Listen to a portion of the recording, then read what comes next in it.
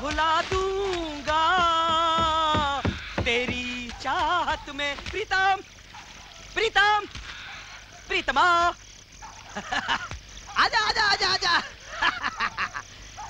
भाई सुनो, फोन पर मेरी उन लोगों से बात हो गई, वो आ रहे हैं। 80,000 में तय किया है, आए तो सही 5,000 रुपए और घसीट लूंगा। ऐसा हो जाए तो अपनी जेब में लाखों होंगे, आजकल या परसों। जगन, ये लड़की वो नहीं है जो हमने सोचा था। हाँ? मतलब? वो पागल नहीं है, बिल्कुल ठीक है। यार मुझे पहले से ही शक था कि दाल में कुछ काला जरूर है, वरना एक टच्ची सी पगली लड़की के लिए कोई इतनी रकम देता है। खैर हमें क्या, हमें तो हलवा खाने से मतलब है। अगर वो उन लोगों के हाथ लग गई तो वो लोग उसे मार डालेंगे। मार डालें या खा जाएं, हमें अपने पैसे चाहिए बस। हम मत कहो, कहो तुम। क्या तुम्हें पैसे नहीं चाहिए? दूसरों को तकलीफ में डालकर मुझे पैसे नहीं चाहिए। तुम्हें नहीं चाहिए ना सही, सारे पैसे मैं खुद रख लूं। तुम कुछ भी कहो, मैं नंदिनी नहीं दूंगा। ए, नंदिनी सिर्फ तुम्हारी जायदाद नहीं है। बस आगे कुछ मत कहना। कहूंगा और जरूर कहूंगा यार। जब मैंने यह सौदा तय किया था तो मूल और सूद जोड़कर 5 गुना मुनाफे की ठानी थी। मैं कहीं ना कहीं से पैसे कमाकर तुम्हारा नुकसान भर दूंगा यार। नुकसान भर दूंगा, ये बात तुम सदियों से कहते चले आ रहे हो। मुझे तुमसे कुछ नहीं लेना। नहीं लेना तो भी ठीक है। मैं चुपचाप जाने वाला नहीं हूं प्रीतम।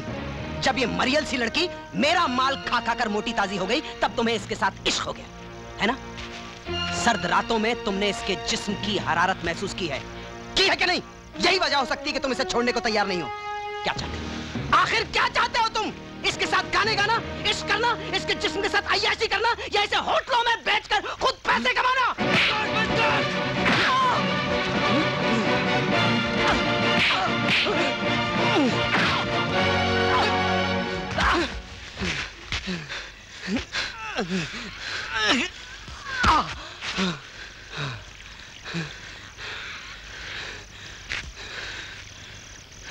तुमने मुझ पर हाथ उठाया है? मेरे गाल पे ऐसे ऐसे थप्पड़ मारे तुमने। मैं तुम्हें कभी चैन नहीं लेने दूंगा। इसका नतीजा भुगतना पड़ेगा तुम्हें। भूल नहीं सकता मैं कभी, याद रखूंगा हमेशा।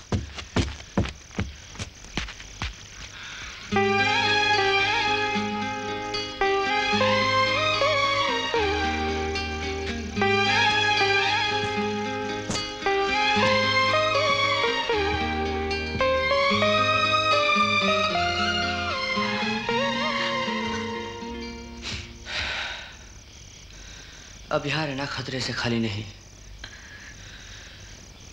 जगन अब खामोश बैठने वाला नहीं है। वो कभी भी उन लोगों को लेकर आ सकता है तुम्हें ले जाने के लिए। चलो जस्टिस वर्मा के घर चलते हैं।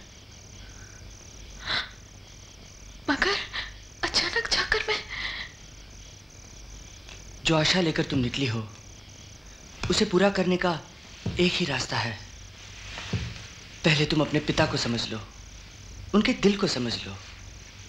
वैसे ही पिता भी अपनी बेटी को समझ ले। वरना अचानक जाकर कहोगी कि तुम उनकी बेटी हो तो तुम्हें कभी अपनाएंगे नहीं। 2 दिलों का साथ रिश्तों से ऊंचा होता है। और एक बात है, सारी दुनिया में एक ही जगह है जहां जगन कभी आने की हिम्मत नहीं करेगा, और वो है जस्टिस वर्मा का घर। वहां जाना ही ठीक रहेगा। लेकिन हम कहेंगे क्या? वो सब कुछ तुम मुझ पर छोड़ दो, ठीक है?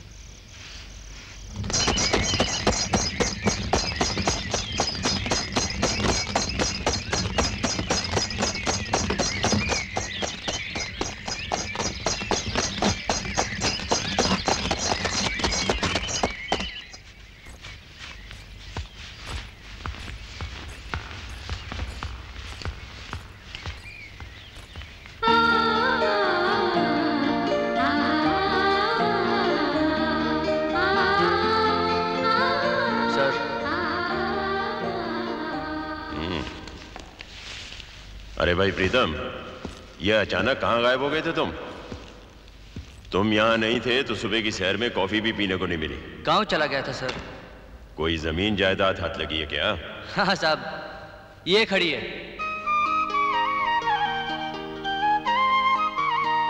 ये कौन है? दूर की एक रिश्तेदार है। एक माँ थी इसकी जो चल बसी। मुझे खबर मिली तो पता करने गया और ये बोझ लेकर वापस लौटा। क्रियाक्रम के बाद सब रिश्तेदार तो चलते बने। जब इसने कहा इसे कोई काम चाहिए तो मुझे याद आ गया आपको एक नौकरानी की जरूरत है। कौन जात है? अपनी ही जात की है। वो तो नजर आती है, लेकिन आंखों में शरारत की चमक भी है। वो तो इसलिए साहब कि आप इसे एक जज की नजर से देख रहे हैं। लड़की शरीफ है। हाँ। वैसे आजकल किसी पे भरोसा नहीं किया जा सकता। सो तो है। ए लड़की, ठीक ठाक काम करोगे? अभी तो सर हिला रही है, एक बार काम शुरू किया तो रंग ढंग ही बदल जाएंगे। ये ऐसा नहीं करेगी सर। क्यों नहीं? घर हमेशा साफ सुथरा रहना चाहिए। करने को काम बहुत है। एक गधा है यहाँ, उससे भी पूरा काम लो। बद्री भैया नजर नहीं आ रहे? बाजार गया है दोपहर का खाना लेने के लिए। ओह, रात के खाने तक शायद आ जाएगा। अरे हाँ, वो तुम्हारा दोस्त है ना, एक क्या नाम है उसका? जगन? हाँ, जो कुछ भी हो, उससे कहना कि अगर वो मुझे कहीं नजर आ गया तो वो इस जगत में नहीं रहेगा। हाँ, इसको क्या तनख्वाह देनी है? जो आपके जी में आए सर। हाँ, जाओ अंदर। जाओ जाओ।